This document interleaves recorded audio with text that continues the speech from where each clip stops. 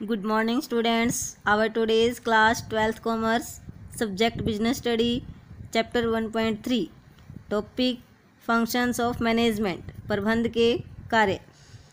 Chapter first में हमने management के मीनिंग में पढ़ा था कि मैनेजमेंट के जो है 5 कार्य होते हैं। आज हम उन 5 कार्य को डिटेल में स्टडी करेंगे।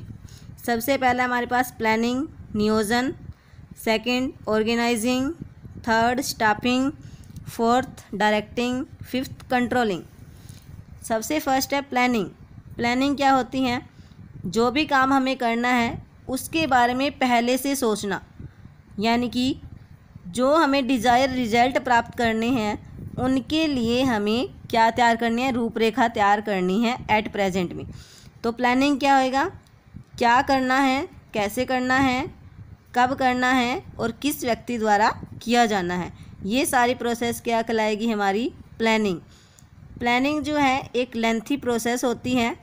इसके लिए हमें कई स्टेप उठाने पड़ते हैं। सबसे पहला होता है सेटिंग ऑब्जेक्टिव, उद्देश्य निर्धारित करना। प्लानिंग करने के लिए हमारे पास सबसे पहले क्या होना चाहिए? ऑब्जेक्टिव। उस ऑब्जेक्टिव के अकॉर्डिंग ही हम क्या करेंगे? अपनी प्लानिंग करेंगे। सेकंड क्या होता है? डेवलपिंग प्रेमिसेस, यानी कि सीमाएं विकसित करना। हमें ऑब्जेक्टिव डिसाइड करने के बाद अपनी लिमिट तय करनी होती है कि किस एरिया तक हमें क्या करना है, अपने प्लानिंग को अच्छा रूप प्रदान करना है। थर्ड क्या है? Identifying alternative course of action, वैकल्पिक कार्यवाहियों की पहचान करना कि काम को करने के जितने भी तरीके हैं उन सभी को क्या करेंगे? हम आइडेंटिफाई करेंगे, उनका पता लगाएंगे। इवेल्युएटिंग अल्टरनेटिव कोर्सेज, जितने भी तरीके हैं अपने ऑब्जेक्टिव को प्राप्त करने के उन सभी को क्या करेंगे? हम मूल्यांकन इवेल्युएट करेंगे, उनके गुण और उनकी कमियों का पता लगाएंगे। सिलेक्टिंग एन अल्टरनेटिव, जो तरीका सबसे अच्छा है यानी कि जिसके गुण ज़्यादा हैं और कमियां कम है उसको क्या करेंगे? हम सिलेक्ट करेंगे। इम्प्लीमेंट द प्लान, जो भी हमने विकल्प चूज किया है उसके अकॉर्डिंग प्लान तैयार करेंगे और उस प्लान को लागू करेंगे। फॉलो अप एक्शन, फिर अपने प्लान में अगर कोई कमी रह गई है तो उसको क्या करेंगे? हम दोबारा से रीचेक करेंगे, यानी कि फॉलो अप करेंगे पूरी प्रोसेस को ताकि उस कमी को दूर किया जा सके। सेकंड होता है ऑर्गेनाइजिंग। ऑर्गेनाइजिंग में हम क्या करते हैं? अपनी संस्था में जितने भी एम्प्लॉय काम करेंगे, कौन किसका सुबॉर्डिनेट होगा, कौन किसका बॉस होगा, इन सभी को क्या करते हैं? हम तय करते हैं कि कौन से पद पे कौन सा व्यक्ति काम करेगा। इसके लिए हम निम्नलिखित स्टेप उठाते हैं। सबसे पहला होता है हमारे पास identification and division of work, कार्य की पहचान और विभाजन। सबसे पहले हमें जो काम करना है उसको हम आइडेंटिफाई करते हैं और एक जैसे कामों को एक पार्ट में हम डिवाइड कर लेते हैं। डिपार्टमेंटाइजेशन, एक जैसे कामों के लिए हम क्या बना देंगे? एक डिपार्टमेंट। दूसरे कामों के लिए जो उस काम से अलग है उसके लिए अलग department.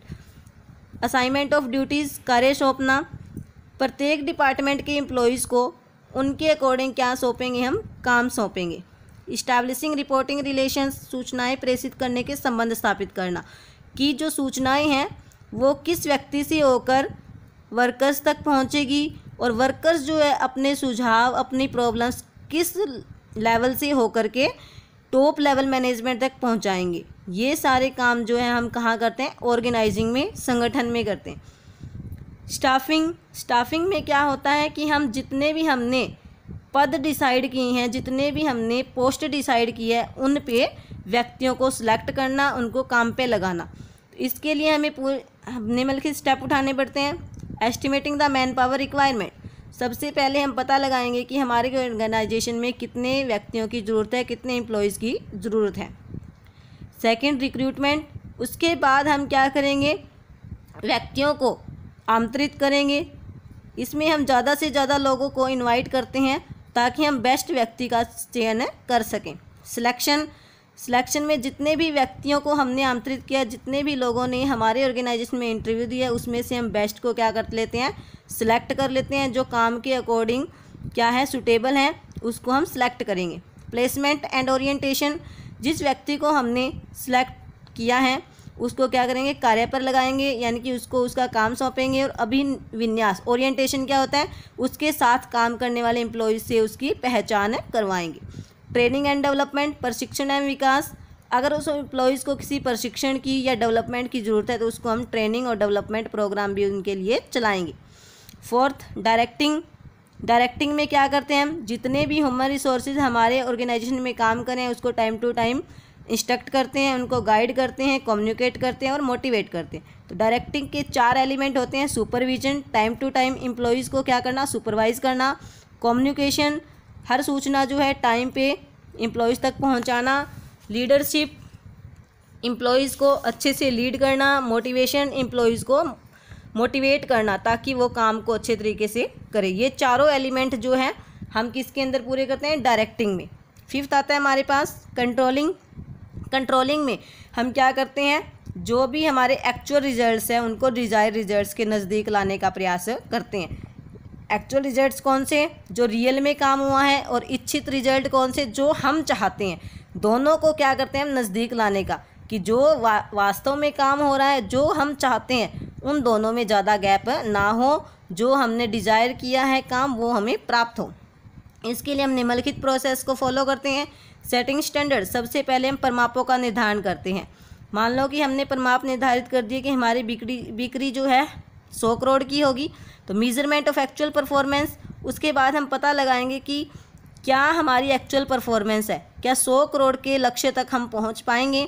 Comparison of actual performance with standards, उसके बाद हम क्या करेंगे, जो रियल काम हुआ है और जो हमने स्टैंडर्ड स्थापित किया उनके बीच में क्या करेंगे, तुलना करेंगे कि कितना जो है गैप आ रहा है। एनालिसिस ऑफ डेविएशन क्या होता है, विचनल, कि गैप कितना हुआ है। मान लो हमने लक्ष्य डिसाइड किया था 100 करोड़ की बिक्री और आया कितना है, अब तक हम कितनी बिक्री कर चुके हैं, 98 करोड़ की। 2 करोड़ का जो गैप है वो क्या कहलाएगा, डेविएशंस।